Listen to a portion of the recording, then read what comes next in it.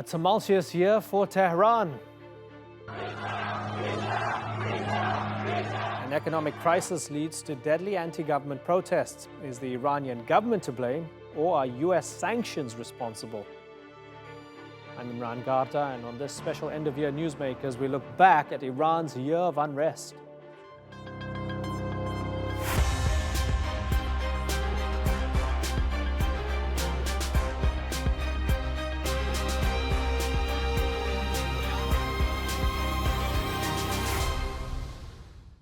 This year marked 40 years since the Iranian Revolution. The Shah of Iran was deposed and Ayatollah Khomeini returned from exile. He promised to spread the nation's wealth. But today in Iran, the gap between rich and poor is greater than ever. On today's show, we look back and ask who's responsible for the plight of the Iranian people. 2019 was a difficult year for Tehran. The relationship with the US has deteriorated, the economy is on the verge of collapse, and security forces have been accused of deliberately targeting demonstrators in one of the deadliest protests in decades. But first, let's go back to 1979, where a dynasty was deposed as the people of Iran ended 2,500 years of monarchy.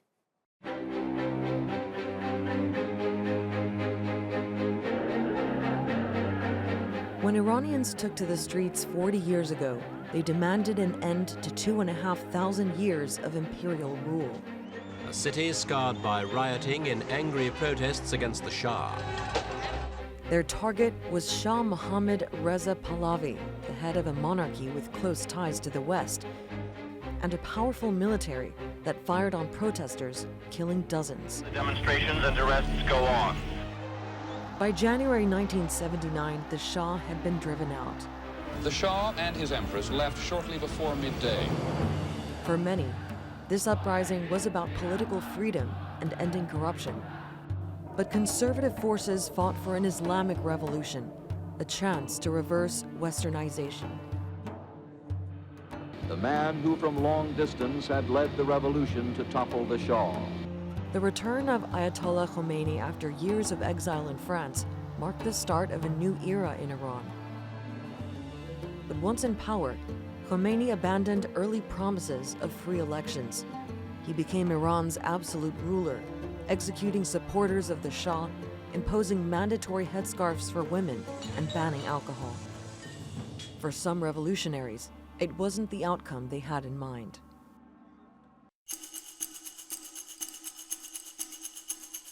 Four decades later, a new Ayatollah is in power, and many in Iran are commemorating the birth of an Islamic republic. Things are much better now with regards to the hijab and Islam. We are Muslims after all, and religion is our priority. But the thirst for change that once united Iranians against the Shah has been rearing its head. In 2009, the so-called Green Movement saw millions take to the streets to demonstrate against what activists said was election fraud. And in the last 2 years, protests have sparked up again, this time in rural areas and even in conservative strongholds. These protests are driven by the lower levels of society who have been hit by major economic problems, losing their money when credit institutions collapsed.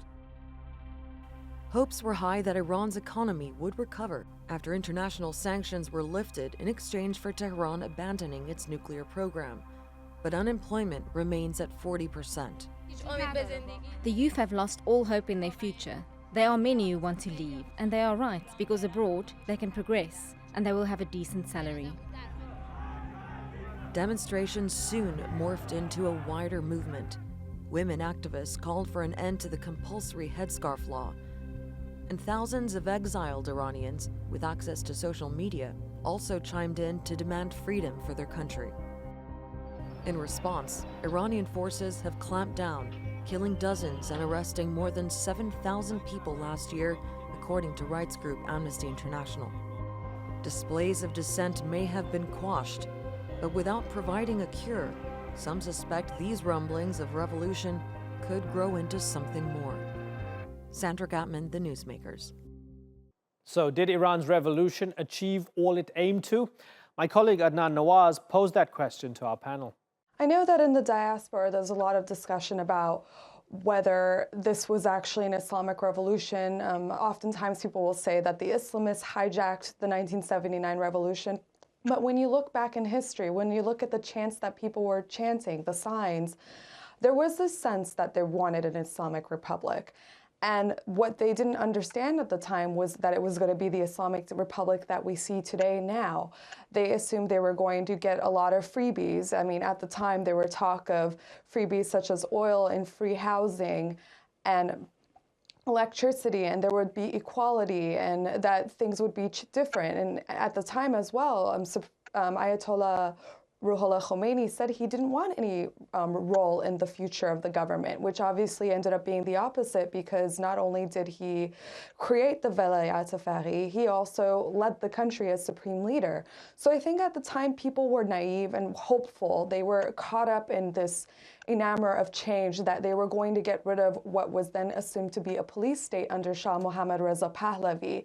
And so when this election happened, they voted and it got in the high 90th percentiles. But what it meant was that they didn't know what it is. They just voted for an Islamic Republic. Iranians neither knew what the details were, and as time went on, it became fact that this is not what they wanted. If you remember closely, for some of our viewers, on Women's Day, some Iranian women in Tehran also went out to protest the imposition of hijab. So there was a lot of schisms as the revolution progressed, but in the end, the big winner here was Khomeini and the Islamic Republic. Okay, so one more question about history before we examine where we've come in 40 years. Seyhan, every revolution needs a philosophy. You know, it might be populism, fascism, communism, whatever it is. It was an Islamic revolution in Iran. Would you agree with Holly that it was just a question of change and that it became an Islamic revolution?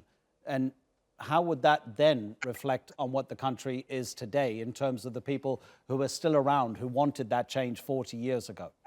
I wouldn't really agree, because you wouldn't imagine someone like Ayatollah Ruhollah Khomeini, a politicized scholar, having any idea other than an Islamic government. He wrote it in his book, he said it in his speeches, so he had in mind this idea of an Islamic government. The shape of it, the form of it came later on, but he always carried this idea of an Islamic government in one way or the other. This is, of course, one significant part of the story, I think. But yes, I agree that, for example, the Iranian revolution of 79 revolution wouldn't have taken place had two things wouldn't be there. The first one is the irrational policies of Mohammad Reza Shah. He was mistaken on a number of issues, I think. For example, his ultra-secularist policies was one of them, that he couldn't cope with the growing urbanization in the country, growing demands or the urbanite classes. That is another significant fact, that he couldn't remove the huge income gap between the haves and the have-nots. These are true. But the other, I think, significant part of the revolution is that the idea that the problems could be removed by a regime change. It was there. And the leftists agreed on it, the Islamists agreed on it, and the nationalists agreed on it. And the only man who had a clear idea about the best viable alternative was Ayatollah Khomeini. And he always carried this idea of an Islamic government, again, in one way or the other, all the way from the beginning, I think, at least through the 70s. Okay, Setara, you're the only person speaking to us actually from Iran. So you'll know that in the past 40 years, there's been a continual struggle between the theocracy and the reformists. And the theocracy keeps winning. How is that struggle today in Iran? Well, I should make this point first, that the reformist or the reformist party was not exactly the opposite of the theocracy. They were the ones who wanted or who sought reforms within the theocracy, and the personalities that you see sit at top of the reformism are, are represented by many of the clergies, including Muhammad Khatami or Sayyid Hassan Khomeini, who actually was also a grandson of Imam Khomeini. I should also mention that I think it's not very fair to call Iranians' aspirations for a change as naive. I think actually Iranian people they're very sophisticated in what they wanted. This year had many on edge when the US and Iran looked like they were heading for war. In June, it emerged that President Donald Trump had approved strikes on Tehran, then pulled back at the last minute. At the time, a military confrontation was something the US could hardly afford. So instead, they sanctioned Iran's supreme leader. Were they right to do it? The sanctions were long overdue since the 2009 Green Movement. If the Obama administration had supported back then the grassroots movement of the people of Iran, I think this regime would have not been in place today, and we wouldn't be talking about sanctions. But unfortunately, they decided during the Obama administration not to stand with the people of Iran and their movement, and instead send them $57 billion, which they've spent on their proxies and on spreading terrorism. So I totally support these sanctions. Roxanne, the argument from the Obama administration and those who supported the nuclear deal was that it brought in Iran from the cold, it allowed for engagement, and it also would help prevent Iran from ever getting a nuclear weapon. Now the new sanctions are saying, well, we need sanctions because we want to stop Iran from getting a nuclear weapon. But that verifiable deal that Iran wasn't cheating on was already doing that. Do you understand why it seems a little paradoxical from the Trump administration? Okay. I do understand this point of view, but it's not just the issue of the nuclear issue for the people of Iran. For the past 40 years, the Iranian people have been not looked at. They've been overlooked by the international community. The human rights abuses that go on in Iran every day. I mean, the world knows about this. Okay. Iran is a #1 state sponsor of terrorism, state of terrorism. So, I mean, the people of Iran are done with this regime and its totality. Understood. So it doesn't matter if there are going to be nuclear issues. These people are sick and tired of being terrorized by a regime that's holding them hostage. Roxanne, for the past 40 years. Do you believe that the sanctions don't hurt the people? I have a talk show on Channel 1 TV here in Los Angeles, and I'm in constant contact with a lot of the youth in Iran. I can't say a majority of the youth, but I can get a good vibe. The people of Iran are willing to go through a hardship period if they know that it's going to be the downfall of this regime. Sitara, are you willing to go through hardship if it means the downfall of your government, according to what Roxanne said? The sanctions might pinch and might hurt, but it's worth it. That's what she said. What do you think? Of course not. And I don't think it's, I mean, it's absolutely against human rights. And I don't see how someone with Iranian backgrounds can support sanctions on Iranian people, because they think putting pressure on Iranians and making them go through hardship would finally give them some chance of what regime change or whatever the hawkish B team is pursuing in Iran. And it's like double detrimental for the people, even if, which I do not agree with that, but even if this current government in Iran is not what you favor or what Iranian people support, you are actually putting pressure on Iranian people, and it's like they are being pressured from both sides. Mm-hmm. This is not the way to support the people who, even if they like the majority wear against the government, which I don't think is true. This is not the way to support a position in one country. Sanctions directly affect Iranian people. It has made their lives difficult, and it has not for 40 years changed anything about the Iranian government. It has only made them stronger. Iran has learned its ways to evade sanctions or to develop capabilities within its borders. Okay. So how are you going to justify escalated tensions and pressures against Iranian ordinary citizens? Okay, and it's good to get that perspective from a young Iranian in Tehran. Mary Kuczynski. So Trump said he didn't want to kill 150 Iranians unless it was absolutely necessary. The good news, I guess, is that there was no strike. On the other hand, there are sanctions, signed, sealed, directed at the leadership, and other sanctions that undoubtedly affect the people. Is it worth it, Mary? It's absolutely not worth it. I think it's really important when we're looking at the results of sanctions to consider the evidence. And the fact is that the sanctions that the Trump administration is imposing on Iran are hurting ordinary Iranians. For years, Iran's economy has been on the decline. 2019 saw it fall into deep recession, and something needed to be done to stop it from complete collapse. So the government decided to double the cost of petrol. And as Haider Abbasi reports, it ignited a wave of violence. Sporadic protests have erupted across Iran. Tens of thousands of people are demonstrating against the government. They're angry about a massive increase in fuel prices. Some have blocked roads and trashed banks and shops. Several people have been killed and at least 1,000 arrested since the protests began on Friday. In response, Iran's government has cut internet access.